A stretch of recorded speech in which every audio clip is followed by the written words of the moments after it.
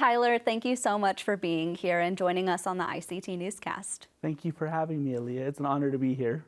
Your sister, Naomi Glasses, is a weaver, and I understand that you taught her some of the skills. So maybe let's start off and reflect on your family's history of weaving. Well, our family, we say 7 generations, and that's how far we can trace it back through our grandma's stories. Because she said, so many great grandmothers ago learned to weave at Fort Sumner. And we don't know if there was a weaving family or a weaving matriarch before that, because the one that she can trace it back to is there. So we start there usually. And then from there, it's just continued on in our family. And usually it's the mothers and aunties that weave, but our grandmother taught all her kids to weave, including her sons. And then, so like our dad, we're like, you know how to weave? He's like, yeah, our mom taught all of us. And then, so I picked it up from my grandmother, my paternal grandmother. And then from there, I just like went with it, and like I kept weaving because like our grandma would say, weaving can make a life for you.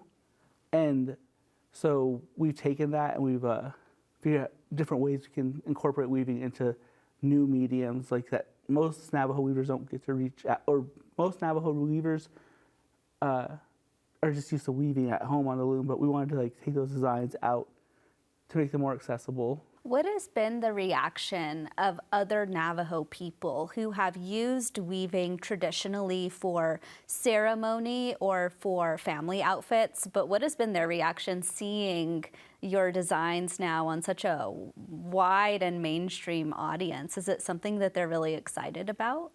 It's so wild, like hearing people from the community who are excited for like the designs.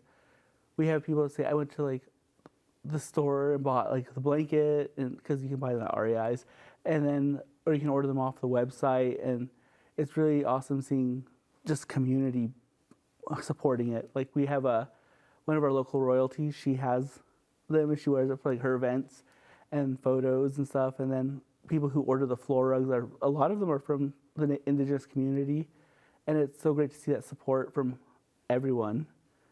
And so I'm assuming that they're loving it.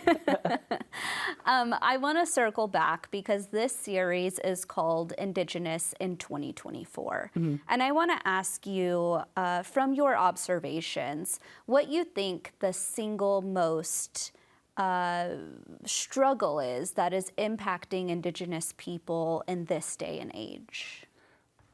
I think a big struggle right now is retaining traditional knowledge and crafts and different mediums like that. But I feel like social media is helping like help young people see, like you see like a kid can see a beadwork artist and be like, oh, I love that, and I want to learn how to do that. Or like a weaver like us, like we do our weavings, and we've had so many young people tell us like, I learned weaving because I saw your weavings, I saw other weavers, and it's just great seeing that. But I feel like that's getting the young people to take up traditional crafts and learn traditional knowledge is a big struggle right now. And it's really scary because if nobody learns these traditions, they could die. And that's an entire connection to ancestors that came before. Yes. I feel like that's a big part of it. Like the traditional crafts and traditional knowledge, they all involve stories. Like so for weaving, I consider it like a catalyst for all the Navajo lifeways, like plant knowledge, traditional stories, creation stories, Navajo livestock, like management, caring for the land, because all those things tie into Navajo weaving. And so if Navajo weaving is lost, then all those things are kind of lost. But because the resurgence or the interest in Navajo weaving is picking up so much again, I feel like all those things are growing stronger. Like I know young people who are really getting into spinning wool and weaving their own rugs, but to spin wool, you have to raise your sheep, or you have to have someone who has sheep. So it's really great seeing those things come back. I want to ask you the flip side of that question, and really that's about what the greatest strengths that Indigenous people have in 2024 in this day and age. I think the greatest strength of Native people is their resilience and their ability to adapt. So for a long time, we always heard, oh, this is dying out, this is dying out. But I feel like so many young people now are picking up these ways that were considered gone, and adapting to the way like we function in this day and age. So social media is a big part of that, of course. Like, you know, we all do it for the like people say, oh, do it for the gram. But I feel like social media is really big in helping like young people see these traditional crafts growing, and it's a way of adapting and teaching new ways and storytelling and community.